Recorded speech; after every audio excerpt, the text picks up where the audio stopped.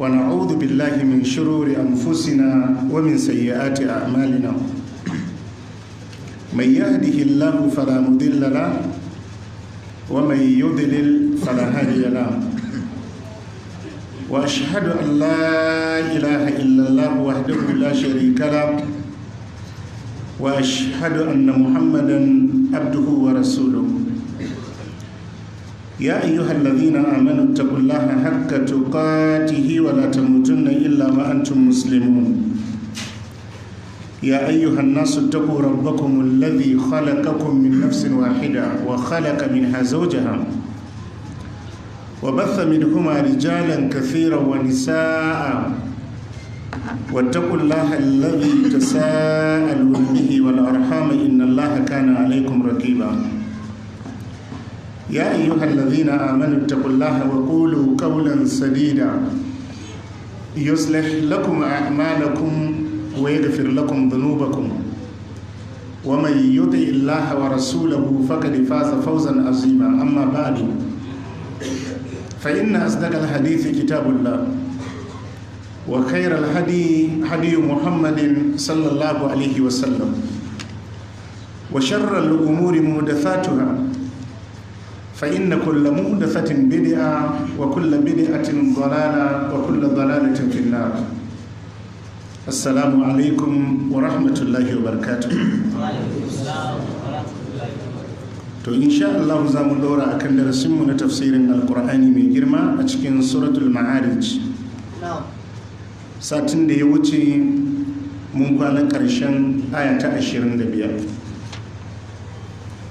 Faɗin Allah maɗaukakin sarki wallazina fi amwalihim haqqul lis-sa'ili wal mahrum.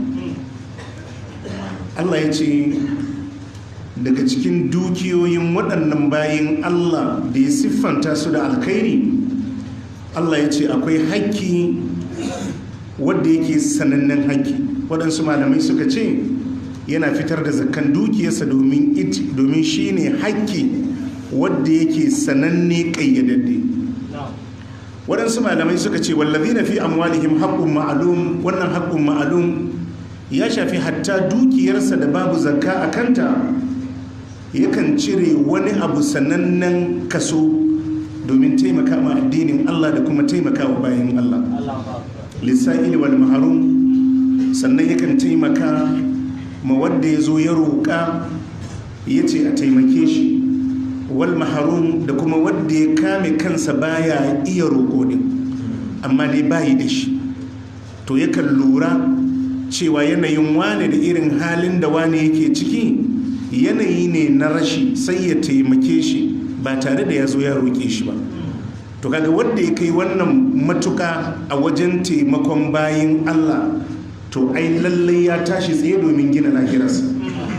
Zai taimaka ma wanda ya zo ya roƙe shi ya ce ya taimaka mishi, sannan shi da kansa kuma ba a roƙe shi ba yakan lura da kamammun da ba sa iya roƙo, waɗanda ba su da wadata, kuma ya cire ya taimaka musu. Allah ya ce to yana daga cikin waɗanda suka nisanta suka kubuta daga waɗancan miyagun sifofi da aka siffanta waɗansu bayi da shi na innal insana khuliqa halu'a idza massahu sharru jazua wa idza massahu alkhairu manu'a. Suwaye ba sa cikin waɗannan sifofi? Allah ya ce illal musallin. To kuma yayi ta jero sifofinsu har kan waɗannan sifofi da muka kwana a kansu. Allah ya sa mu cikin bayinsa tsayayyu akan imani da ayyukan alkhairi. To yau za mu tashi a farkon aya ta 26. Allah ya mana jagora. To sai Allah ya ce Bismillahir Rahmanir Rahim. Wallazina yusaddiquna biyawmiddin. Yana daga cikin sifofinsu Allah madaukakin sarki yace wallazina yusaddiquna biyawmiddin. Allah yace su ne waɗanda suke gaskatawa biyawmiddin, game da ranar sakamako. Sun gaskata alkiyama, sun yadda cewa rayuwar da suka yi a duniya ba ita kadai bace rayuwa, akwai wata rayuwa a bayanta. Wannan sai ya sa yadda suke kokari wajen su amfani rayuwarsu a duniya, haka kuma suke amfani da wannan rayuwar ganin sun gina lahirarsu don sun yi imani bayan wannan rayuwar akwai wata rayuwa. yusaddiquna bi yawmiddin, suna masu gaskatawa game da ranar sakamako, sun yarda da ranar alkiyama, sun yi imani ranar alkiyama gaskiya ne. Bayan wannan rayuwa za a mutu, bayan an mutu kuma za a yi rayuwar barzakh. Bayan wannan rayuwa kuma za a yi tashin alkiyama, a je a tsayi da mutane a yi musu sakamako, sannan kowa ya koma makomarsa, wuta ne ko aljanna. Allah ya tsare mu daga wuta, Allah ya azurta mu da aljanna. wallazina yusaddiquna bi yawmiddin, Allah ya ce sun gaskata game da ranar sakamako, ranar alkiyama. Yana daga cikin rukunin imani guda shida, mutum yayi imani da Allah. ليس البر أن تولوا وجوهكم قبل المشرق والمغرب ولكن البر من آمن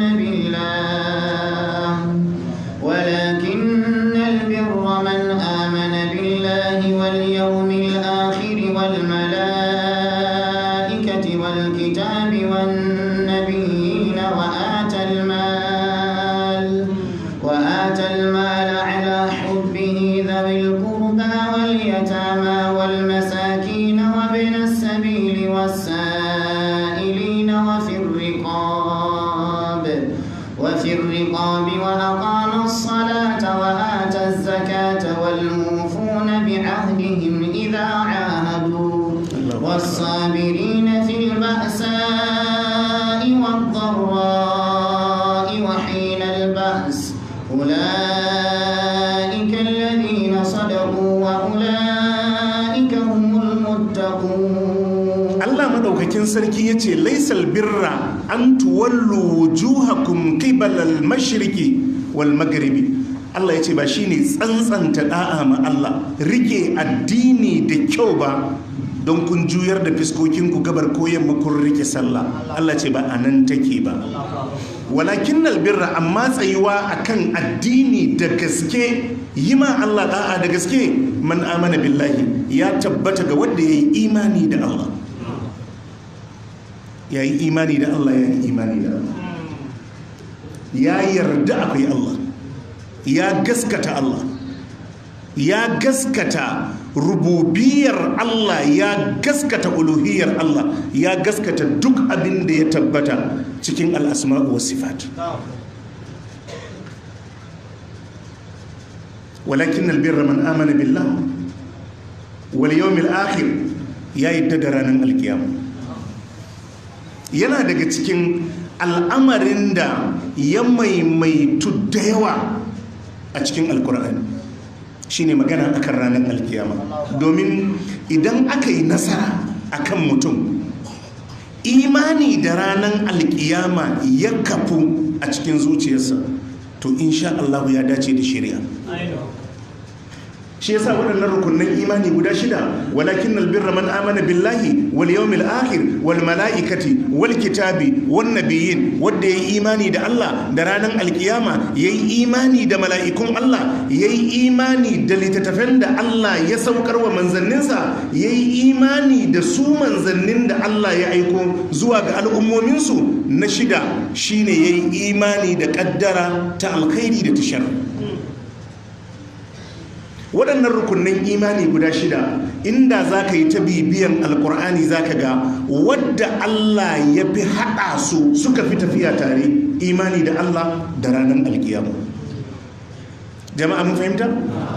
Ba kasafai za ka ji an ce imani da Allah da ƙaddara, imani da Allah da manzanni, imani da Allah da littattafai. Wato imani da Allah da ranar alkiyama ya fi maimaituwa akan sauran. Jama'a muna fahimta?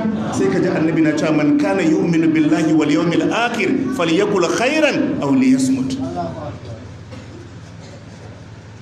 Dhalika yu'azu bihi man kana minkum yu'minu billahi wal yawmil akhir in kuntum tu'minuna billahi wal yawmil akhir.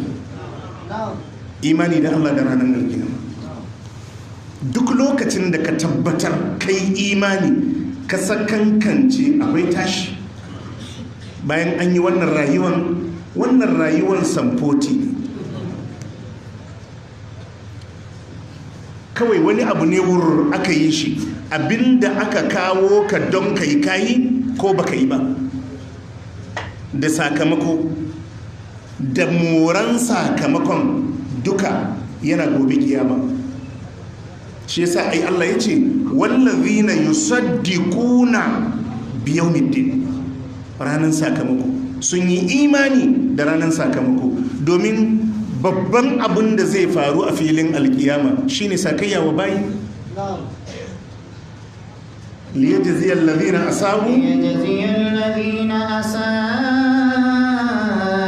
bima amilu wa yajziyal ladina ahsanu bil husna. kamar wani ne yayi tambaya, wai idan an yi tashin alkiyaman nan me da ainin ka?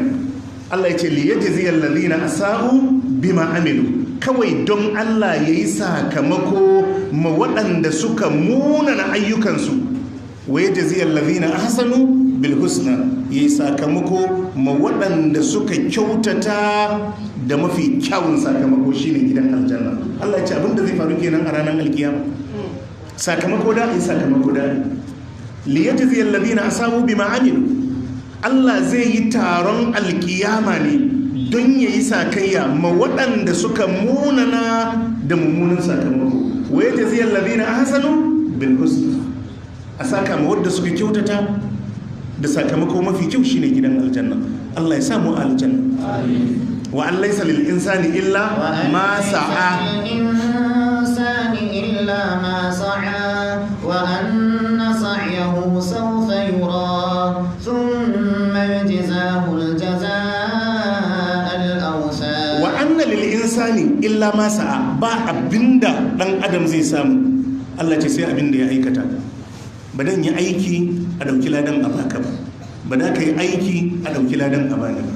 wa an laysa lil insani illa ma sa'a wa anna sa'yahu sawfa yura, kuma aikin da a gani. يعرف المجرمون بسيماهم فيؤخذ بالنواصي والأقدام. dan giya baka da bukatar sai an ce maka wannan dan giya ne ranar alkiyama. yu'rafu al-mujrimuna bisimahum, mazinata baka da bukatar wani na kuka yana ya shiga uku ranar alkiyama, kuma wai kana jiran sai an gaya maka meye aikinsa. wasiqa alladhina kafaru ila jahannama zumara wasiqa alladhina taqaw rabbahum ila aljannati zumara. kowane bangare group ne, idan kafirai ne group ne, in fajirai ne group ne, yan caca ga tawagarsu, yan giya ga tawagarsu, yan neman mata ga tawagarsu, yan bidi'a ga tawagarsu, yan shirka ga tawagarsu. duk yadda mutum ya kai akwai bangaren da zai tafi a kai, to su ma masu tsoron Allah haka. wasiqal ladina taqaw rabbahum ila aljannati zumaran, su ma masu tsoron Allah za a raka su aljanna gurub. amin. ga in qiyamul layl, ga ma'abuta alqur'ani, ga in biyayya ma iyaye, ga ma'abuta sadaka, ga ma'abuta ayyukan alkhairi daban-daban. idan aka ce ka ci aljanna, Allah ya sa, to yanzu za a duba cikin ayyukan alkhairin ka wanne ne yayin rinjaye. sadaka ce, qiyamul layl ne, tsantsanta tauhidin ka ne, yawaita azumin nafilfilin ka ne. sai aka samu yawaita azumin nafilfilin ka shi yafi yawa a cikin ayyukan alkhairin ka, sai a saka cikin tawagan yan yawaita azumin nafila.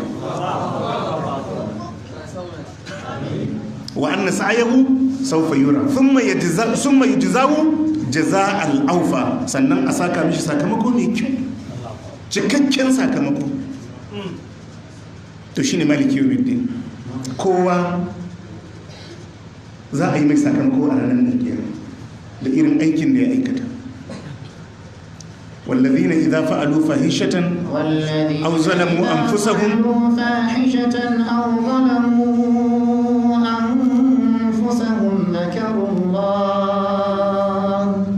ذكروا الله فاستغفروا لذنوبهم ومن يغفر الذنوب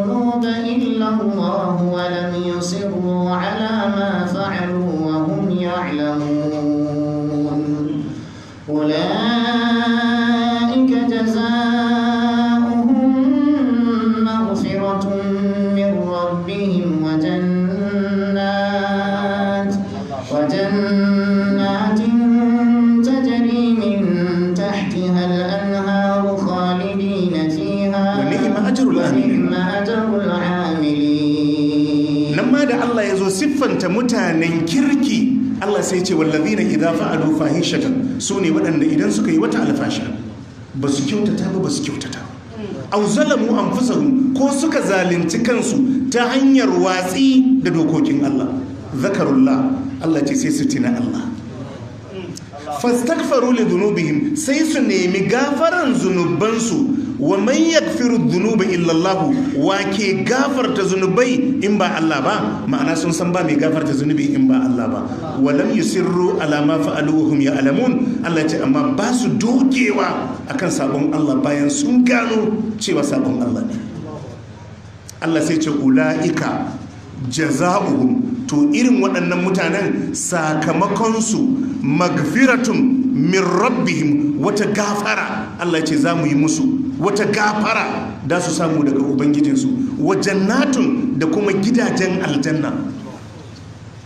tajari min tatihal anharu koramai suna gudana a kasan waɗannan gidaje na gidan aljanna khalidina fiha Allah ce da su dawwama a cikin gidajen aljanna Allah sai ce wa ni'ima ajrul amilin madalla da sakamakon waɗanda suka aikata aikin alkhairi kun ga su ma ga aikin da suka yi Allah sai ya ce ula'ika jaza'uhum sakamakon su to abinda za a yi ta yi kenan ranar alkiyama wannan yayi kaza a bashi aljanna kaza wannan yayi kaza a kai shi aljanna mataki kaza wannan yayi kaza a mai sakayya da kaza to haka su ma munanan ayyuka kaifa yahdillahu qauman kafaru ba'da imanihim كفروا بعد إيمانهم وشهدوا أن الرسول حق وجاءهم البينات والله لا يهدي القوم الظالمين أولئك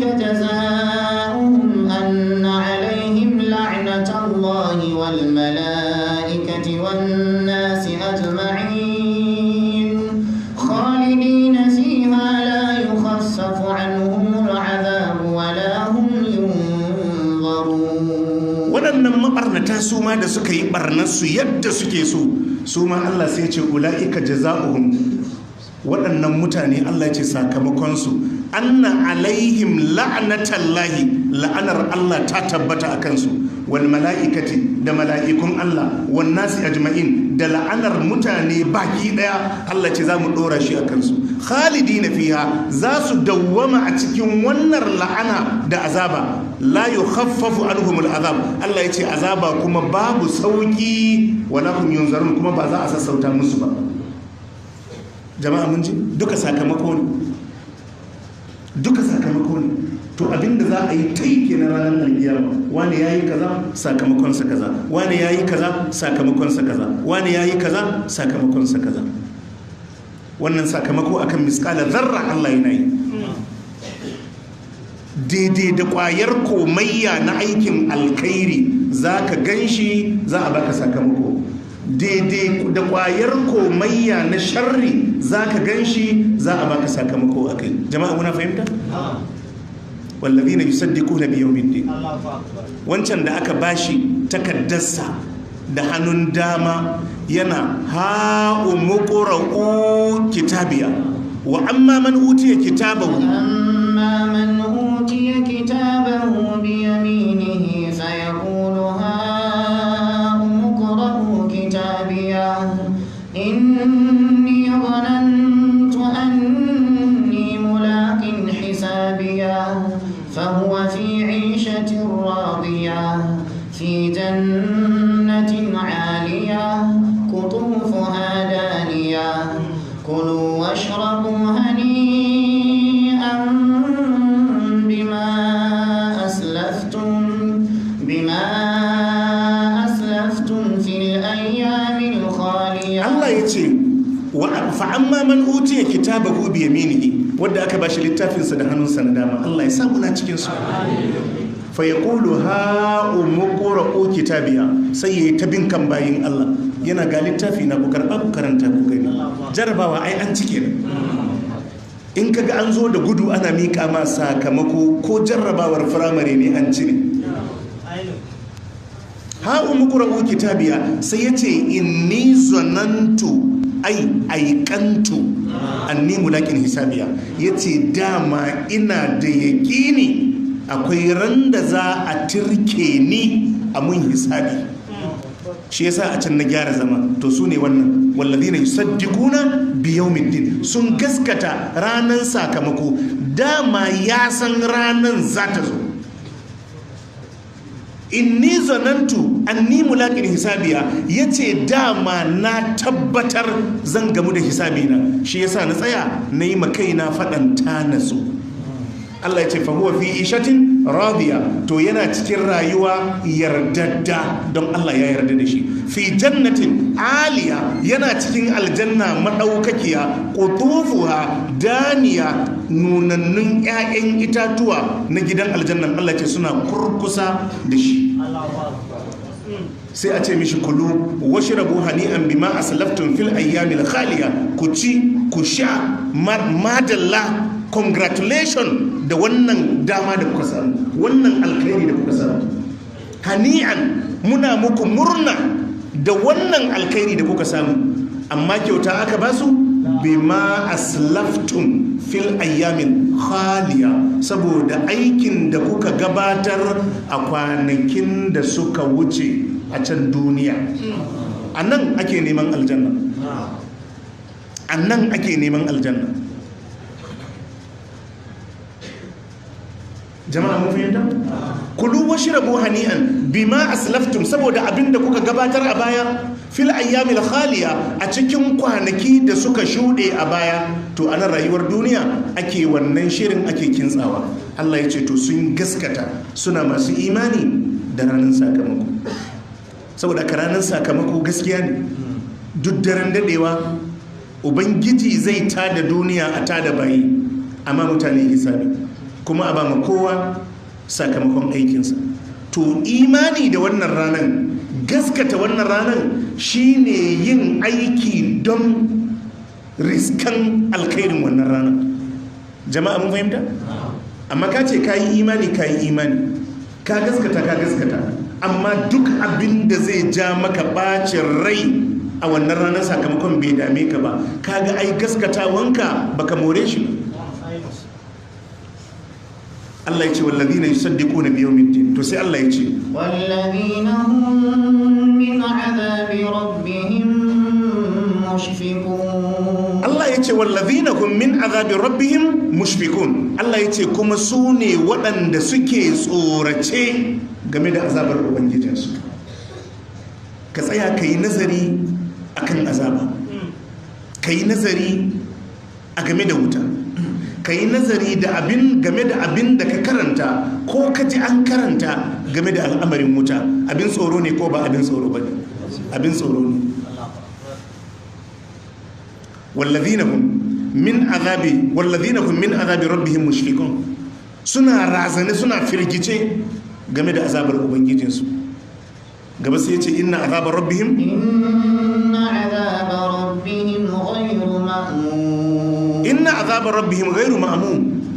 ghairu ma'mun, domin azabar ubangijinsu ba a bar amincewa bace. Ma'ana mu ce ba komi, ko yayi irin share ta imance ta nan, ko ya dauka in wani abu ya taso ya taki wani abu. Allah ya ce azabar Allah ba a bata wannan aminci. Shine a wani guri ya ce afa aminu makarallah. Inna azabar rabbihim ghairu ma'mun, karka yadda wuta, karka yadda da ita, karka sallama mata. Faduwa a jarabawar jami'a shine don ma baka ci ba an kore ka, zaka je ka kama yin wani abu. Banda wuta, karka sallama mata. To suna firgici. wallazina yu'tuna ma ataw wa qulubuhum wajilatun annahum ila rabbihim raji'un. Allah yana siffanta mu'minai na kwarai, yace wallazina yu'tuna ma ataw, su ne waɗanda suke bada abin da suka bayar. sun yi qiyamul laili, sun yi imani, sun yi sadakokinsu, sun karanta alkur'ani, sun yi duk abin da ya dace, amma wa qulubuhum wajila, Allah ce amma hankalinsu a tashe yake. Allah ce hankalinsu a tashe yake. Ba su aminta ba su ji wai sun sha su magana ya wuce ba. Ga hadisin nan a cikin Bukhari, ran da wannan bama gujan ya caki Sayyidina Umar da wuka a cikin masallaci. Ma'amun ya ce wuka ce mai baki biyu, da ya burma ma Sayyidina Umar yana jan sallar asubahi, sai da ya fasa buladan Sayyidina Umar. Aka kira likita ya zo ya duba Sayyidina Umar, ya zo ya duba, ya ce a kawo mishi ruwan nabis, ruwa ne da ake yinsa da dabino, yadda kaga irin zobodin nan aka ba Sayyidina Umar, yana sha ruwan na tuttuɗowa ta kan cinyansa. Sai ya ce a kawo mishi madara, aka kawo, ya ba mu Sayyidina Umar, yana sha madaran na tuttuɗowa kasa. Sai ya ce mishi ausi ya amiral mu'minin, ya ce mishi kai wasiya, kai wasiya. Yana daga cikin abin da muka rasa doktor a tsakaninmu. Za a yi ta kewaye mutum, wani har alamun mutuwa sun fara bayyana a cikinsa, amma wai ana jin bai kamata a ce mishi yi wasiya. Ko a rayuwa ta yau da gobe ai akwai abin da kake rafkana. Ai ba ce mishi za a yi zai mutu ba, shi wadda zai gaya mishin ya isa ya ce zai mutu ne? Rai ai a hannun Allah yake, amma tana da alamu. Tana da alamu. A ja hankalinsa, a nuna mishi matsayin wasiya a musulunci, kuma yin wasiya ba shi ke nuna cewa za ka mutu ba. Amma dai wani abu ne da ubangijinka ya shar'anta a shar'ance cewa karka yi sakaci da wasiya, musamman a irin wannan lokaci. Ita wasiya Abdullahi dan Umar yace yadda annabi yayi mana magana akan wasiya ba ma daidai bane mutum ya kwana biyu yana da wani abu da yake so ya zartas ko yayi wasiyarsa face ya rubuta ya ajiye a kasan filan shi yasa kake ganin idan mutum ya mutu a zo a yi tattafkar rigima saboda ba wasiya. Idan na rubuta wasiya na ce makaranta ta kaza duk ran da bani nan wane ya ci gaba da gudanar da makarantar, akwai wata rigima? Babu. Amma komai an bar shi a buɗe. Saboda haka abubuwa da yawa sai su yi ta tasowa. Wani in ka mutu ka dan bar wani abu dan abun masarufi ya ce to shi zai rike yayanka bari ya kwashe su saboda ya karbi kudin. Haka ne ko ba haka ba? Haka ne. To wasiya abu ne mai kyau. Duk wanda ya yi imani da Allah da ranar alkiyama yana da kyau ya kyautata al'amarin wasiya. Malam Muhammad Nasiruddin Al-Albani ya kawo shi a farkon ahkamul janais game da abin da ya shafi wasiya, musamman abin da ya shafi bashi da irin ababen da kasan akwai rigingimu da za su iya tasowa a kai. Ba haka muka yi da ɗaya daga cikin yan uwa dan agajinmu da Allah mai rasuwa ba, an zo an buga tanti za a yi zaman makoki, sai ga wasiyarsa ya ce bayi so shikenan na zo na tsaya na ce jama'a ya ce bayi so a watsi, shikenan sai aka naɗa tanti. To yanzu in ba don yayi wasiya ba sai a yi ta rigima da mutane ba. Wani dan uwansa kawai sai zo ya ce a'a kaza to shi ya ce bayi so, in ya mutu kar a yi, ba magana ya kare ba.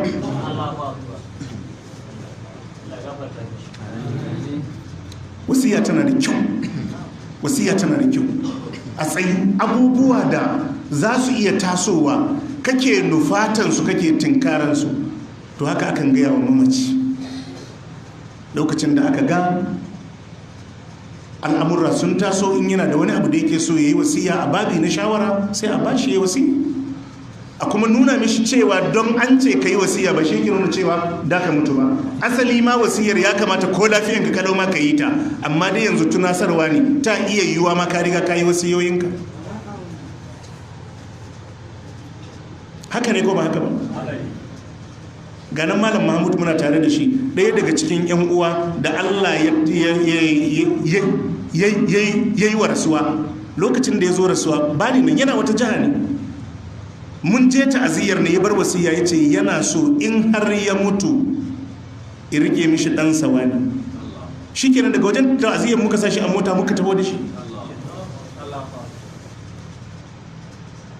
Tun da ya yi wasiya ko wani babba da ya zo ya isa ya ce ba za a yi ba. To duk irin waɗannan abubuwan suna kyautatawa, tare da cewa akwai waɗanda sun san wasiyar amma da gangan da su taka, to amma dai abinda suka takan ayyana kansu. Duk wanda ya canza wasiyar da wani mamaci ya yi kuma wasiyar ba ta saba wa shari'a ba, to ya ja kansa fitina, ya ja kanshi fitina.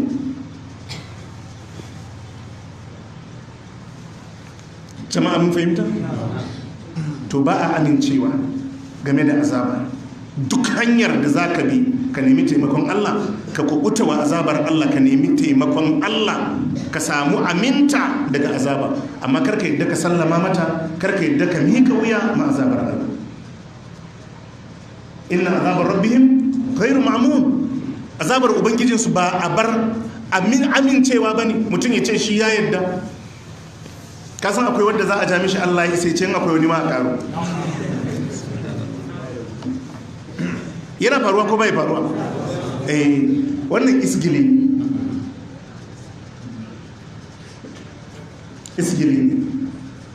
To Allah ya tsare mu.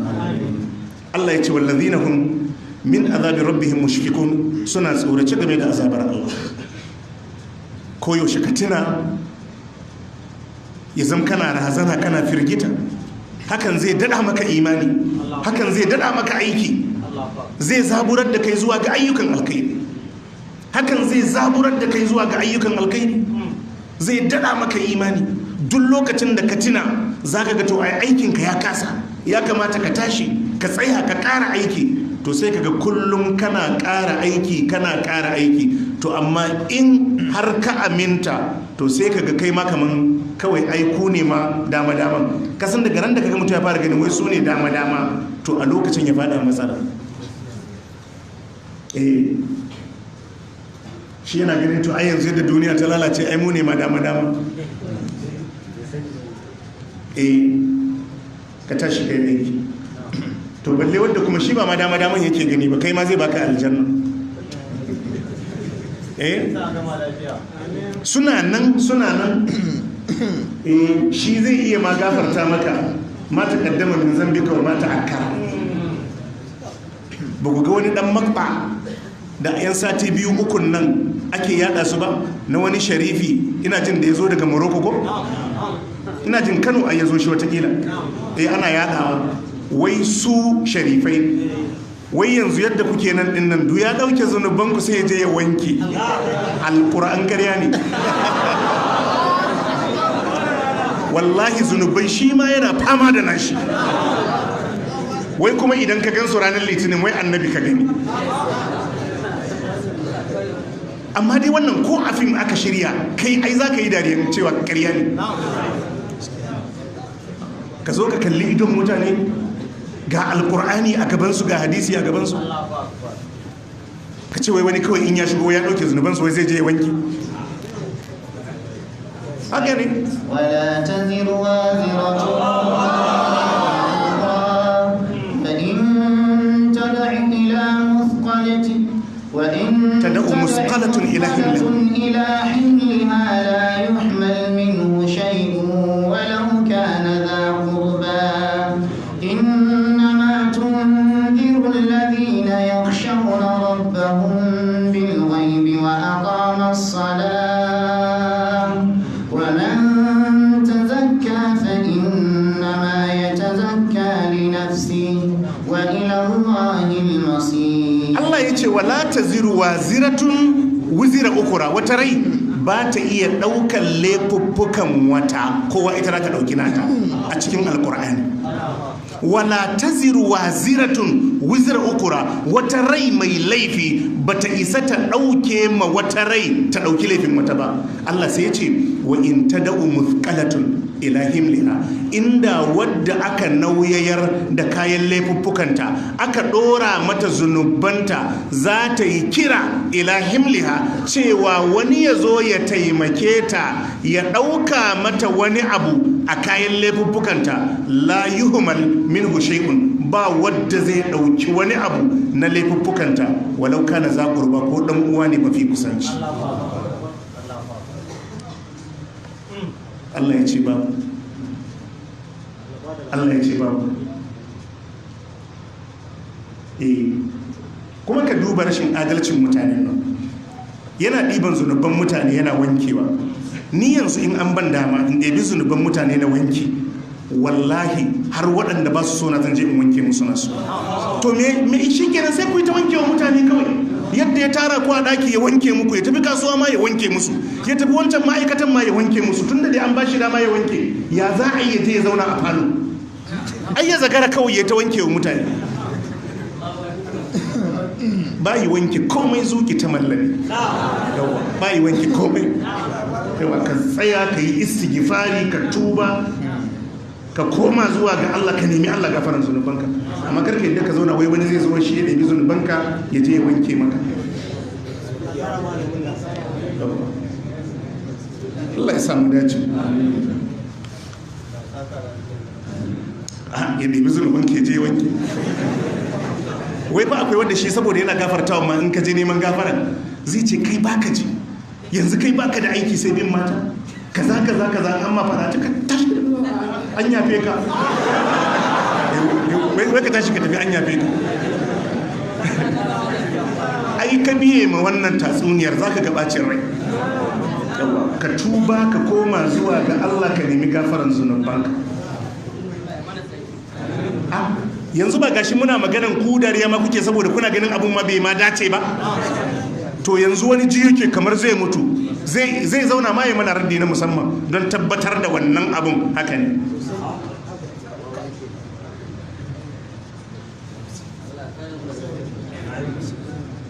Allah ya sauki. Shekaran jiya muna ta magana ran juma'a akan maulidi. Ka san yanzu iya rigimar maulidi ne rage, duk sauran an kwakwace su, sai dan waɗannan burbudin da suka rage. Yanzu ba wani abu da dan bid'a yake ya rage a hannun shi saura maulidi. Irin waɗannan kan dama ai an wuce su kawai inda an same ka kanka a kife ne za a je a kifa ka abu nan ɗinka. Yanzu wani ya zo anguwan nan ya ce zai kafa wa'azi, ya ce ya zo zai kwashe zunuban mutanen anguwan nan ya je zo ya wanke.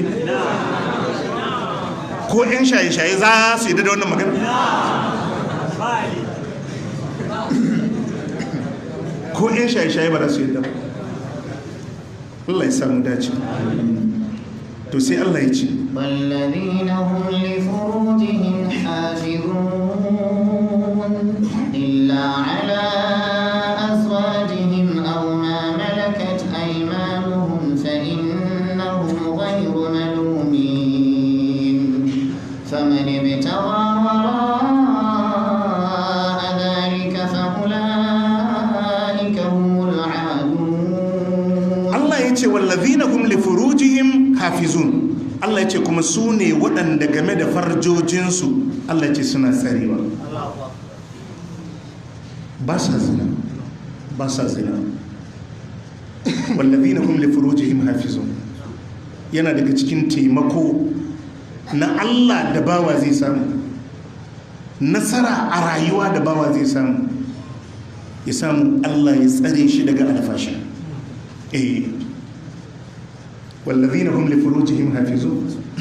Allah ce suna tsare farjojinsu iyakar tsarewa, ba sa zina, ba sa luwadi, ba sa abka ma'alfasha. Zina babbar musifa ce. Duk irin waɗannan ababa da kake gani na annoba, cututtuka da sauransu, sos na waɗannan miyagun ayyuka, annabi ya ce alfasha.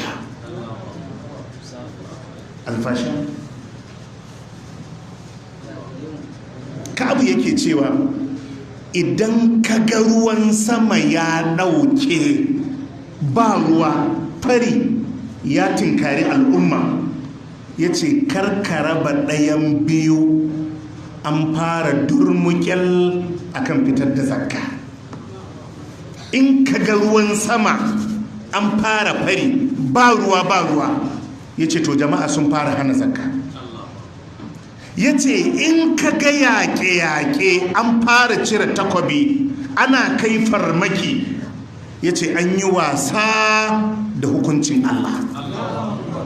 Ya ce in ka ga annoba ta addabi al'umma, ya ce karka raba ɗayan biyu, zina ta yaɗu a cikin mutane.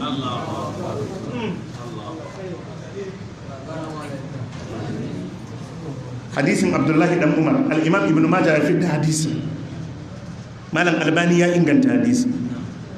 Annabi ya ce ya ma'ashar al-muhajirin khamsun idza butulitum bihinna, sai ya ce wa a'udhu billahi an tudrikuhunna. Ya ce akwai waɗansu abubuwa 5 idan aka jarabce ku da su, sai ya ce ina neman tsari a gun Allah an tudrikuhunna, kar ku riski waɗannan abubuwa 5, kar ku samu kanku a cikin waɗannan abubuwa 5. Amin. Sai ce lam tasharil fahishatu fi qaumin qaddu hatta yu'linu biha illa fasha fihim at-ta'un wal awja'u allati lam takun madat fi aslafihim alladhina madaw. Yace alfasha ba za ta taba yaduwa ba. Lam tasharil fahishatu fi qaumin qad, alfasha ba za ta taba bayyana a cikin waɗansu mutane daɗai ba, hatta yu'linu biha, har kuma su bayyanar da alfasha, illa fasha fihim at-ta'un, face annoba ta fantsama a kansu. Annoba ta fantsama a kansu. Wal auja'u allati lam takun madar, da kuma cututtuka irin waɗanda ba su shuɗe a shekarun baya ba, fi aslafihim alladhina madaw, a cikin magabatansu da suka wuce a baya, ba su san irin waɗannan cututtukan ba. Yace za ta fantsama a cikin wannan al'umma da alfasha ta bayyana a cikinta, har kuma suka bayyanar da alfasha. Sallallahu alaihi wa alihi wa sallam. Annabi Muhammadu manzon Allah sallallahu alaihi wa sallam. Annabi Muhammad sallallahu alaihi wa sallam manzon Allah. In dai alfasha za a yi zina, harkar luwaɗi zai bayyana a cikin mutane, ya ce ku jira annoba, ku jira cututtukan da magabatanku ba su san waɗannan cututtukan ba. Gashi nan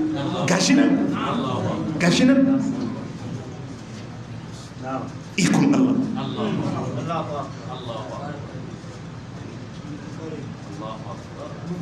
Ka duba runduna irin ta Allah. Wani ƙwayan cuta ne wadda ido ba zai iya ganin shi, amma ya gagari kowa. Shekaran jiya shugaban Amurka ma ya ce a koma ga Allah. Shekaran jiya shugaban Amurka ma ya ce a koma ga Allah. Ba fa wani abu ne kamar jirgin sama ko jirgin ƙasa ba, wani abu ne da natural ƙwayan ido bai sai gan shi ba don kankantarsa. Amma yanzu ya rufe tunanin galibin duniya. Wa ma ya'lamu junuda rabbika illa huwa. Wa ma ya'lamu junuda rabbika illa huwa.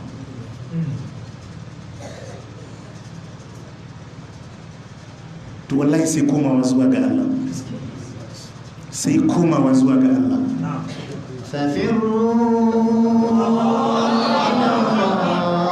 Fafirru ila Allah. Inni lakum minhu nadhirun mubin. Allah yace in kaga wata danja tana kamawa, fafirru ila Allah. Allah yace ku gudu ku koma zuwa ga Allah. Falaula إذ جاءهم بأسنا تضرعوا إذ جاءهم بأسنا تضرعوا ولكن قست قلوبهم وزين لهم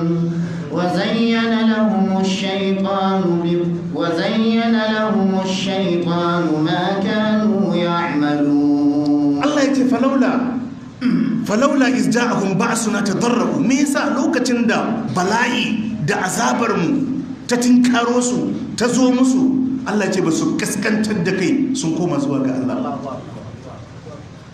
Walakin kasat qulubuhum, Allah ce sai dai zuciyarsu ta bushe. Wa zayyana lakum ash-shaytanu ma kanu ya'malun, shaytan ya kayatar musu da miyagun ayyukansu wanda suke aikatawa. Wani lokaci an yi irin wannan maganan game da wata masifa ta kwalara da ta afka ma waɗansu jihohi, sai wani ɗan boko ya fito yana cewa to in dai sabon Allah ne yaya ba a kwalara a Amurka, in dai sabon Allah ne yaya ba Allahu akbar. Ka san matsalar ɗan boko in bai san addini ba, shi hukuncin Allah ma da tunaninsa yake aunawa. Haka ne, idan ɗan boko bai san addini ba, shi yakan ɗauka komi zai auno shi ne da iliminsa. Addini fa ilimin Allah ne.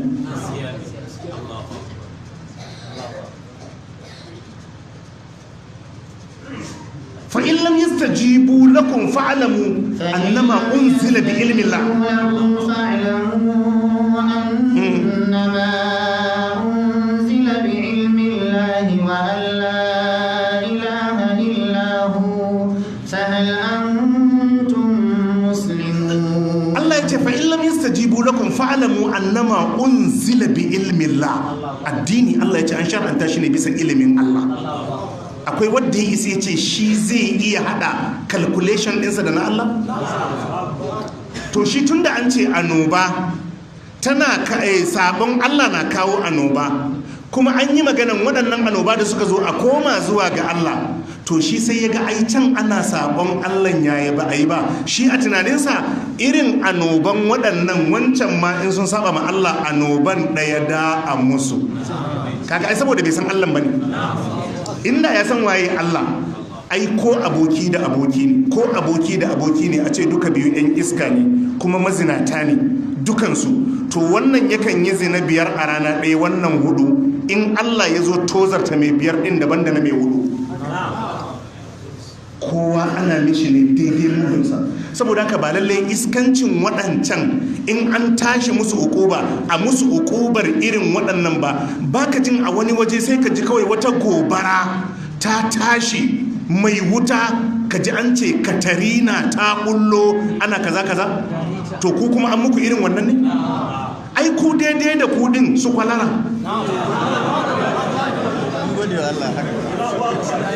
Haka ne ko ba haka ba?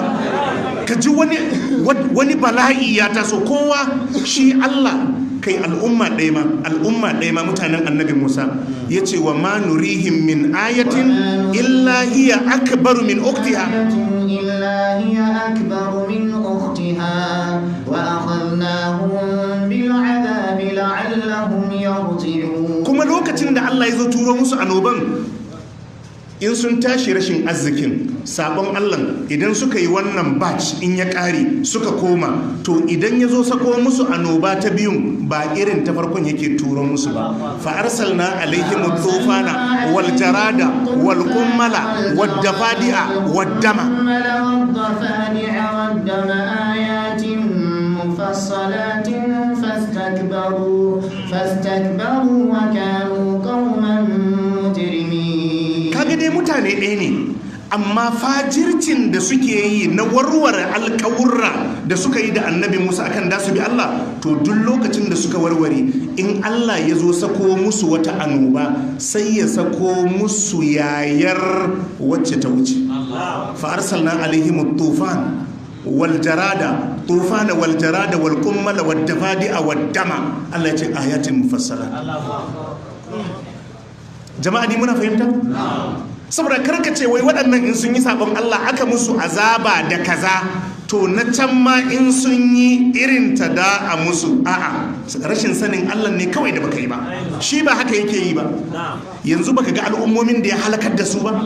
Yanzu irin abin da aka ma Samudawa shi ya ma Adawa?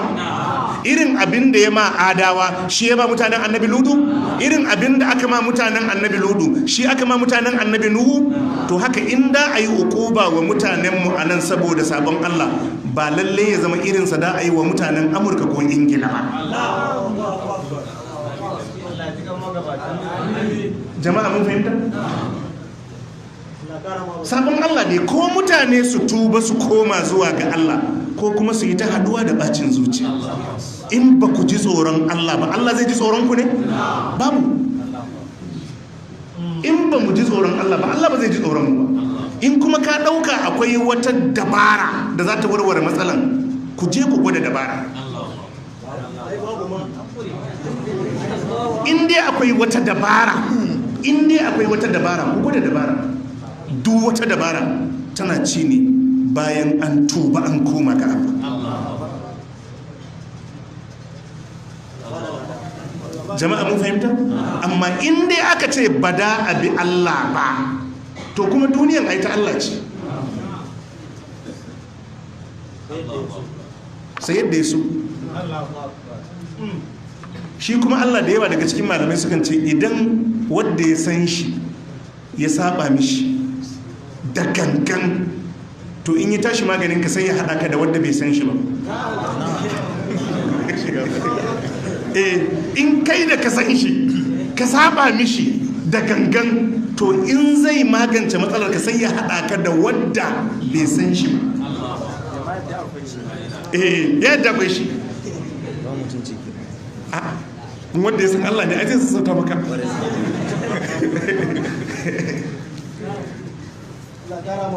Aka ce kayi laifi kuma sai aka dubi wani babban malami aka ce shine zai mahukunci, a zai tausaya maka. Amma aka haɗa ka da wani mafol ɗan shaye-shaye, kaga ai shi zai maganin ka da kyau.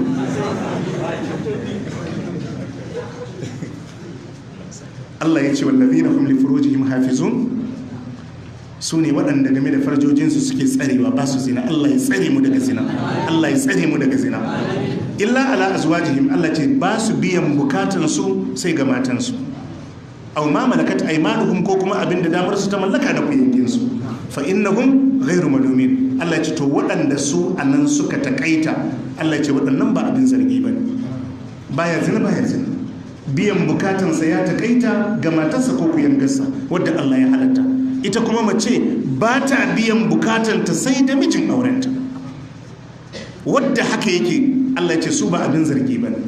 Allah ya ce faman ibtaga wara a zalika, duk wanda ya nemi wata hanya wajen haka na biyan bukatarsa, ya fada harkan zina ko harkar luwadi ko ta fada harkar maɗigo, Allah ya ce fa ulaika humul adun. Allah ya ce to waɗannan su ne 'yan ta'adda waɗanda suke ketare iyaka, wanda sun wuce haddi, sun ketare dokokin Allah, sun ketare dokokin manzon Allah sallallahu alaihi wa sallam, to kuma su jira abin da zai biyo bayan mummunan aikinsu. Allah ya sa mu dace. Jama'a sai mu kwana anan, sai kuma wani sati in Allah ya kai mu sai mu zo mu dora. Fa subhanaka allahumma wa bihamdika ashhadu an la ilaha illa anta astaghfiruka wa atubu ilaik.